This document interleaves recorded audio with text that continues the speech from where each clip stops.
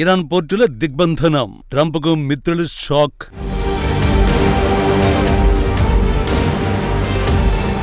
అగ్రరాజ్యానికి hand ఇచ్చిన NATO, no చెప్పిన Saudi.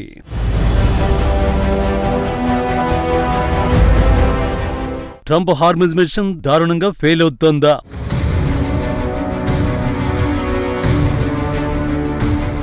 పాకిస్తాన్లో తొలి విడత శాంతి చర్చలు విఫలమైన తర్వాత ఇరాన్ పోర్టుల అష్టదిగ్బంధనంపై అమెరికా సెంట్రల్ కమాండ్ చేసిన సంచలన ప్రకటనే ఇది. హార్ముజ్ జలసంధిలో ఇరాన్ పోర్టుని అమెరికన్ నేవీతో చుట్టుముడుతోంది. జలసంధిలో తాము పైచేయి సాధించినట్లు అమెరికా ప్రకటించిన 24 గంటల్లో ఏ నౌక అమెరికా దిగ్బంధనాన్ని దాటలేదని 6 వాణిజ్య నౌకలు ఇరాన్ పోర్టులకు తిరిగి వెళ్లాయని అమెరికా వెల్లడించింది. అమెరికా సెంట్రల్ కమాండ్ తాజాగా సోషల్ మీడియాలో చేసిన ప్రకటనలో హార్ముజ్ జలసంధిలో అమెరికా సైన్యం మోహరింపుతో పాటు యుద్ధ నౌకలు, విమానాల గురించి సమాచారాన్ని పంచుకుంది. అమెరికాకు చెందిన 10,000 మందికి పైగా నేవల్ సిబ్బంది, మెరైన్స్, ఎయిర్ ఫోర్స్ సైన్యం, 10కి పైగా యుద్ధ నౌకలు, డజన్ల కొద్దీ విమానాలు హార్ముజ్ జలసంధిలో ఇరాన్ పోర్టులకి ప్రవేశించి బయలుదేరే నౌకల్ని దిగ్బంధించే పనిని సక్రమంగా నిర్వహిస్తున్నాయి. మొదటి 24 గంటల్లో ఏ ఒక్క నౌక అమెరికా దిగ్బంధనాన్ని దాటలేకపోయింది. 6 వాణిజ్య నౌకలు అమెరికా సైన్యం ఆదేశాలను పాటిస్తూ ఒమన్ గల్ఫ్ లోని ఇరాన్ నౌకాశ్రయాల వైపు తిరిగి వెళ్లాయని సెంట్రల్ కమాండ్ కీలక ప్రకటన చేసింది. మరోవైపు అమెరికా సెంట్రల్ కమాండ్ హార్ముజ్ జలసంధిలో తమ దిగ్బంధనం కొనసాగుతోందని తెలిపింది. ఇరాన్ పోర్టులోకి ప్రవేశించే లేదా అక్కడి నుంచి బయలుదేరే అన్ని దేశాల నౌకలపై మా ఆంక్షలు అమలు చేస్తున్నామని, ఇందులో అరేబియా సముద్రం, ఒమన్ గల్ఫ్ లోని అన్ని ఇరాన్ పోర్టులు కూడా ఉన్నట్టు తెలిపింది. అమెరికా సైన్యం ఇరానేతర పోర్టుల నుంచి రాకపోకలు సాగించే నౌకలకు హార్ముజ్ జలసంధిలో రాకపోకలకు సహకరిస్తోందని, అలాంటి నౌకలపై మేము ఎలాంటి ఆంక్షలు విధించలేదని తెలిపింది. అమెరికా సెంట్రల్ కమాండ్ కాన్ఫిడెంట్ గా కనిపిస్తున్న అమెరికాకు అసలు చిక్కు మిత్ర దేశాల నుండే వస్తోంది. తాజా దిగ్బంధన మిషన్ ను నాటో కూటమి వ్యతిరేకించింది.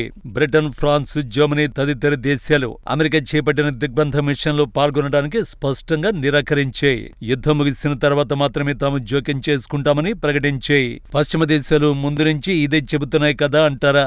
అసలు లెక్క ఇక్కడే ఉంది. హార్ముజ్ లో ట్రంప్ యాక్షన్ కు ఇప్పటివరకు మద్దతు ఇచ్చిన గల్ఫ్ దేశాలు కూడా దారుణంగా హ్యాండ్ ఇచ్చాయి. ఈ మిషన్ లో ట్రంప్ అసలు సిసలు షాక్ ఇదే.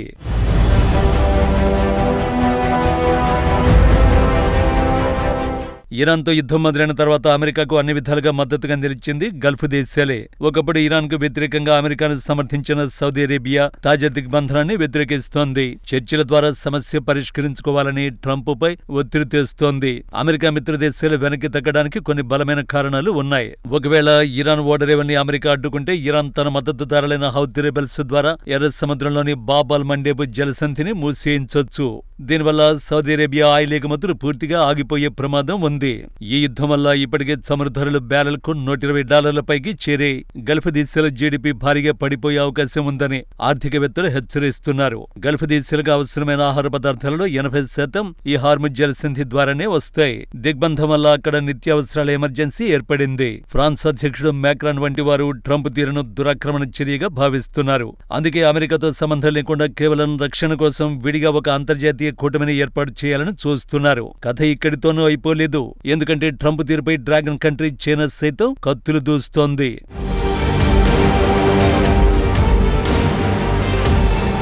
హార్ముజ్ జలసంధి దిగ్బంధం విషయంలో చైనా చాలా కటువుగా స్పందించింది.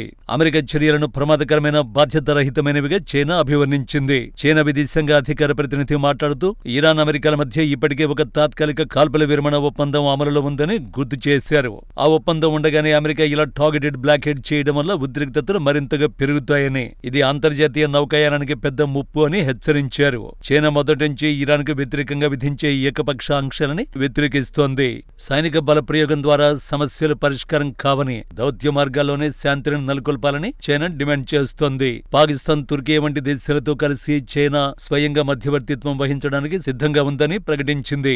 అంతేకాదు ఇరాన్తో తమ ద్వైపాక్షిక సంబంధాల్లో జోక్యం చేసుకోవద్దని అమెరికాను తీవ్ర స్థాయిలో హెచ్చరించింది. తమకు ఇరాన్తో వాణిజ్య, ఇంధన ఒప్పందాలు ఉన్నాయని, చైనాకు హార్ముజ్ తెరిచే ఉంటుందని చైనా రక్షణ మంత్రి డాంగ్ జున్ స్పష్టం చేశారు. దీనర్థం ఇరాన్ పోర్టుల దిగ్బంధనం కొనసాగిస్తే చైనా రంగంలోకి దిగాల్సి వస్తుందని హెచ్చరించడమే. ఇక్కడితో కూడా కథ ముగిసిపోలేదు. అసలు సిసల్ షాక్ యూరోపియన్ దేశాలే ఇచ్చాయి.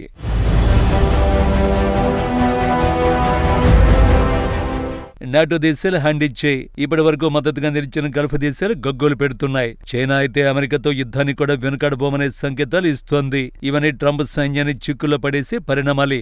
ఎందుకంటే అమెరికా తన మిత్రుల మద్దతు లేకుండా ఇలాంటి భారీ ఆపరేషన్ నిర్వహించడం కష్టం. పైగా ఈ మిషన్ అంతర్జాతీయంగా అమెరికా పలుకుబడి తగ్గిస్తుంది. మిత్ర దేశాలు సహకరించకపోతే 10,000 మంది సైనికుల్ని, భారీ నౌకాదళాన్ని అక్కడ మోహరించడానికి అయ్యే మొత్తం వ్యయాన్ని అమెరికాని భరించాల్సి ఉంటుంది. అమెరికా మిత్ర దేశాలతో విభేదిస్తున్న తరుణంలో ఇరాన్కు చైనా, రష్యాలు మరింత దగ్గరయ్యే అవకాశం ఉంది.